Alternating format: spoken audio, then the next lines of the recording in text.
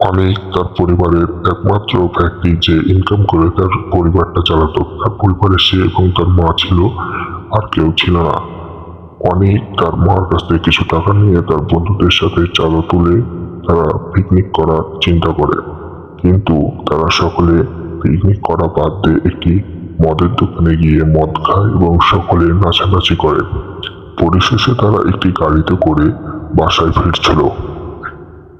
বাসায় ফেরা অবস্থায় সেই গাড়িটি একটি গাছের সাথে ধাক্কাপ্রাপ্ত হয়। ধাক্কাপ্রাপ্তের পর অনেকের গুরুতর অ্যাক্সিডেন্ট হয়।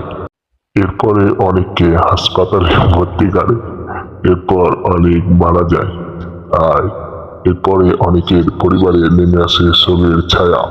তাই আমি বলতে চাই, যারা পরিবারের এরকম একজনই ব্যক্তি, তারা এমনটা না করা এবং ডিসেম্বর উপলক্ষে এইভাবে বছর উদযাপনের আনন্দে ভেঙে না পড়ে, নিজের জীবন না হারিয়ে নিজের পরিবারের জন্য নিজেকে বাঁচিয়ে রাখা।